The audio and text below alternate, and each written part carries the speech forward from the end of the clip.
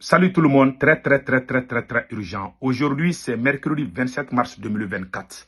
La première nouvelle aujourd'hui, le général Tchani, le président du Niger, mes chers amis, a eu un entretien avec le président de la Fédération de Russie, Vladimir Poutine.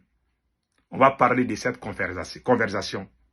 La deuxième nouvelle aujourd'hui, la France est en train de préparer un complot très grave contre le Mali. Les accusations fallacieuses contre l'armée malienne depuis 2022, pendant la prise de Moura par l'armée malienne. La soi-disant, je ne sais pas, accusation comme quoi que l'armée malienne a massacré plus de 500 civils, c'est faux. C'était des terroristes. Donc mes chers amis, la France n'a pas encore croisé les barades, donc restons très vigilants.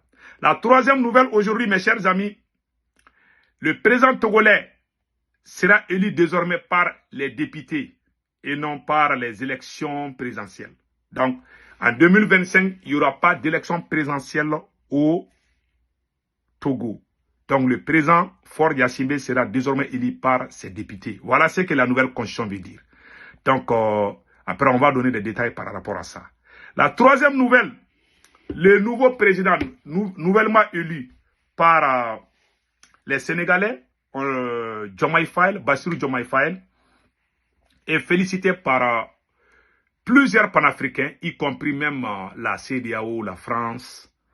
Et l'erreur de soutenir la CEDEAO, vraiment nous allons parler sur ce sujet. Voilà les nouvelles d'aujourd'hui. Et mes chers amis, n'oubliez pas de vous abonner sur la chaîne YouTube qu'on appelle Politologue Média, dont je vais vous montrer tout de suite. La chaîne YouTube Politologue Média est la nouvelle chaîne où il y a plusieurs journalistes, plusieurs émissions se passent en français et en bambara. Donc vraiment, quand vous tapez Politologue Média, voici la photo profil qui va apparaître. Donc, à votre droite, il est écrit s'abonner ou subscrire. Vous cliquez sur ça, vous êtes déjà abonné sur la chaîne YouTube Politologue Média. Pour ne pas rater des vidéos, cliquez sur la photo de la cloche de notification.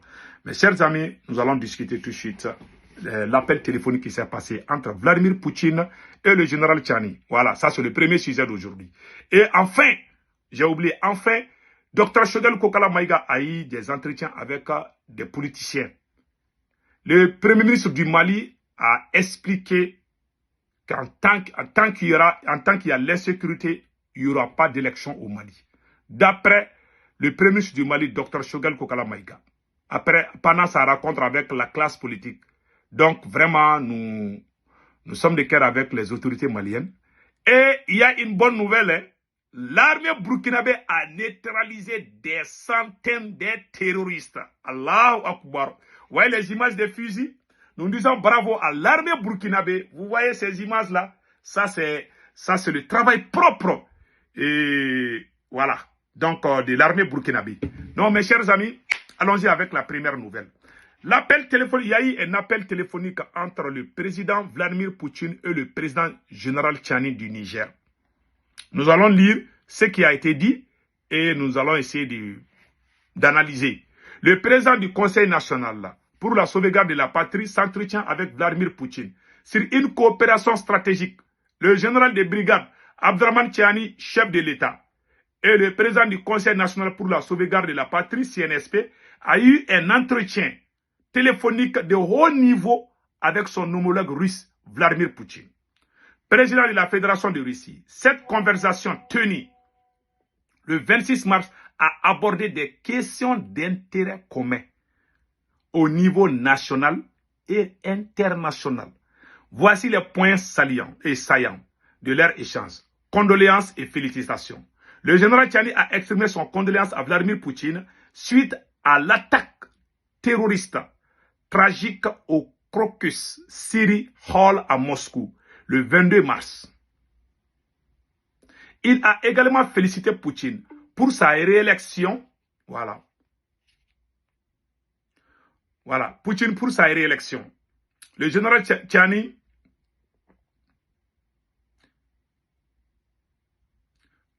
le général Tchani a félicité Poutine pour sa réélection à la tête de l'État russe. La coopération entre le Niger et la Russie marqué par le soutien de Moscou à Niamey dans sa quête de souveraineté nationale, a été discuté aussi. Donc il y a la question sécuritaire. Peut-être qu'il y aura des soldats russes au Niger, bientôt, on ne sait pas. Donc voilà les points essentiels. Le conseil qu'on donne aux autorités nigériennes, c'est de faire beaucoup attention. Vous avez les forces internationales chez vous là-bas. Donc nous conseillons le général Tchani diminuer ses déplacements dans ces derniers temps. Ces blancs sont très forts. Hein? Ils ont des appareils, ils voient. Ces forces internationales qui sont toujours au Niger.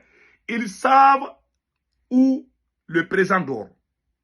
Ils le voient partout. Ils ont des appareils sophistiqués. Ils sont capables de tout. Donc, nous conseillons au général Tchani de ne pas faire trop de déplacements. Jusqu'à ce que toutes ces forces étrangères quittent le Niger. Je répète encore. Nous conseillons le président général Tchani de ne pas faire assez de déplacements. Entre son palais présidentiel, peut-être, et quelques entretiens avec son gouvernement, il faut que ça s'arrête là. Jusqu'à ce que les forces internationales quittent le Niger. De ne pas utiliser plusieurs micros aussi. Ils peuvent empoisonner des micros. Ces gens sont capables de tout. Hein.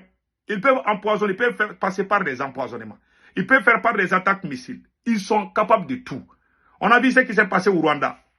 Ils ont tiré, je ne sais pas, ils ont tiré sur l'avion présidentiel rwandais en 1994.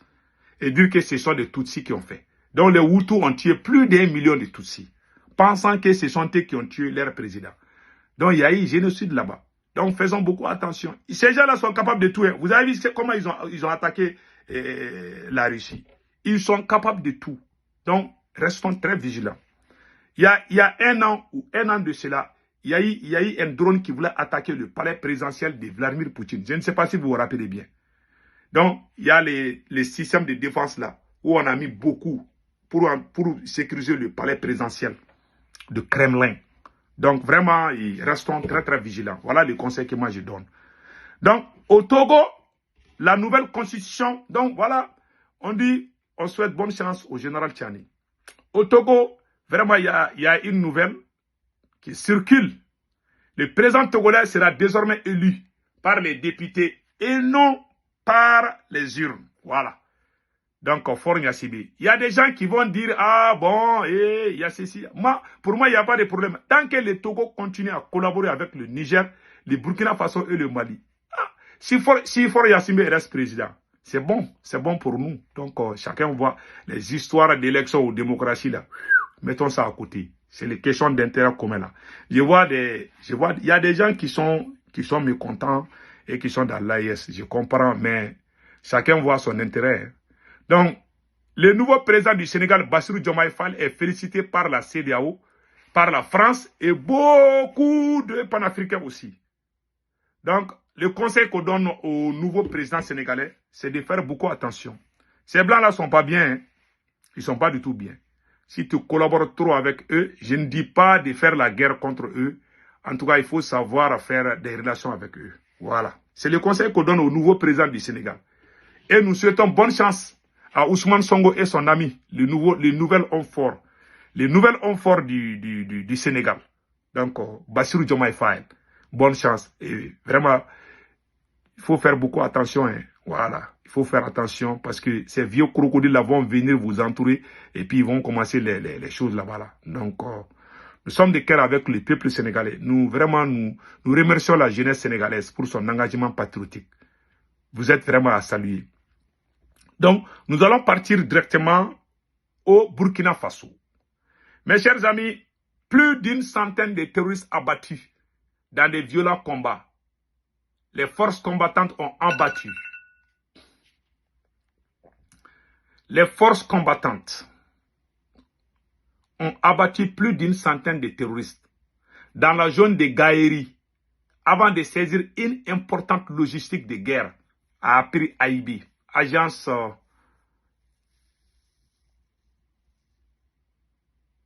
voilà.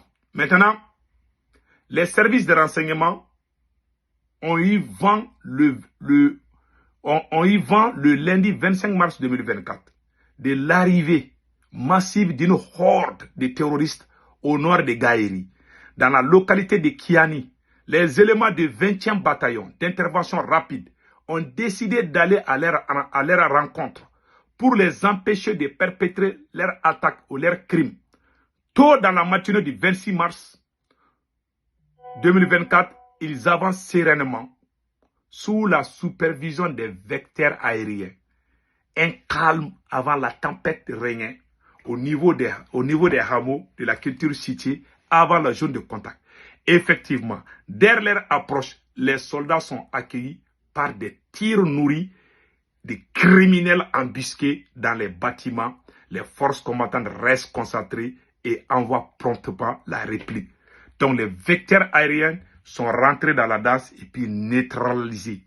Tout est propre. Nous félicitons les FDS et VDP de Burkina Faso. Le travail est propre. Voilà les butins de guerre. Vous voyez ça là, c'est des armes saisies qui étaient aux mains des voyous armés là.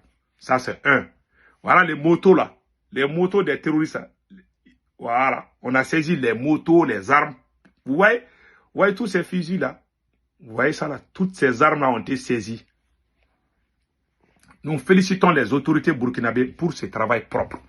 Vraiment, bravo à l'armée burkinabé, les FDS et les VDP du Burkina Faso. Voilà ce qui vient de se passer. Donc, à chaque fois qu'ils viennent, une centaine de terroristes. Ce qui m'impressionne dans cette affaire, quand le tir vient, on a tellement tué les terroristes. Ah, ça ne finit pas de... Moi-même, je ne comprends plus rien. Donc maintenant, nous allons partir au Mali. Le premier ministre du Mali, Dr Choguel Koukala Maïga, a rencontré la classe politique. Et Choguel Maïga a dit à la classe politique qu'il n'y aura pas d'élection tant que... Voilà. Le premier ministre Choguel Koukala Maïga a expliqué qu'il n'y aura pas d'élection tant que les sécurités règnent au Mali. Voilà les faits. Rencontre entre le Premier ministre et la classe politique. Plusieurs partis politiques ont répondu à l'invitation du Premier ministre. Les échanges ont porté sur le déroulement de la transition, l'organisation des élections et le rôle des partis politiques. Des détails avec Alousseni Touré. Les invités du Premier ministre ont d'abord écouté attentivement les développements faits par le chef du gouvernement concernant le déroulement de la transition. Celle-ci a plus que jamais besoin du soutien de tous pour atteindre ses objectifs. Les partis politiques, a-t-il dit, sont les véritables animateurs de la vie politique et il serait illusoire de vouloir les en écarter. Hier, l'urgence était sécuritaire. Aujourd'hui, les priorités portent sur les questions de développement et bien sûr sur la question électorale. Cette rencontre, je l'ai souhaitée à cause de la spécificité des partis politiques. Parce que quoi qu'on dit maintenant, tôt ou tard, c'est des compétitions électorales. Les compétitions électorales par vocation, par définition, c'est dans un espace réel de maçon politique. Il peut y avoir quelques candidats indépendants ici et là, mais globalement, c'est les candidats des partis politiques. On ne va plus faire comme avant. Il faut d'abord la sécurité. Parce qu'on a remarqué, vous verrez, Niger, Burkina, ailleurs, partout, la cause des renversements des régimes, c'est l'insécurité, ce n'est pas le manque d'élection. Et donc nous avons dit, attaquons-nous d'abord à l'insécurité. La deuxième chose, il faut détricoter cette chemise-là. Mais en ce moment, une partie de la classe politique avait d'autres données, donc elle ne pouvait pas se comprendre avec nous. Moi, je voulais vraiment que les uns et les autres comprennent pourquoi il y avait ce hiatus-là. L'armée a préparé dans le plus grand secret ce que nous avons appelé la grande offensive militaire qui a été déclenchée à partir de mi-décembre 2021. C'est pendant cette même période que nous avons préparé les grandes opérations politiques, la tenue des assises. Maintenant que Kidal est pris là, il faut faire l'union sacrée autour du président de la transition, des autorités de la transition. C'est que nous voulons un processus irréversible. Les interventions des hommes politiques avaient pour but. Donc, vous avez vu maintenant, nous disons chapeau aux prémices du Mali. Moi, j'avais parlé des élections, mais j'ai été mal compris. Certains pensent que je voulais qu'il y ait des élections parce que les politiciens veulent des élections, ou la France ou les États-Unis veulent des élections. Non. J'avais demandé qu'on organise les élections. Je n'aime pas qu'on organise les élections, hein, mais j'avais dit ça parce qu'il y a 5 personnes qui dirigent le Mali. C'était cette raison qui me poussait à le dire. Si aujourd'hui on laisse Assimi diriger le Mali, moi-même je vais me mettre contre les élections. Mais s'il faut que 5 personnes dirigent le Mali, là il y a problème. C'est à cause de ça. Sinon moi je n'aime pas qu'on organise les élections. Non. Il faut qu'on finisse avec l'insécurité d'abord et après on va organiser les élections. Voilà. Et quand on va organiser les élections, le président Assimi Goïta sera notre candidat et il va être élu pour encore indéfini. Il va rester jusqu'à ce que Assimi même va dire que je suis fatigué. Après, on va amener un autre. C'est ça que moi, j'ai vu. Voilà. Donc, mes chers amis, passez excellent week-end. Ciao, ciao.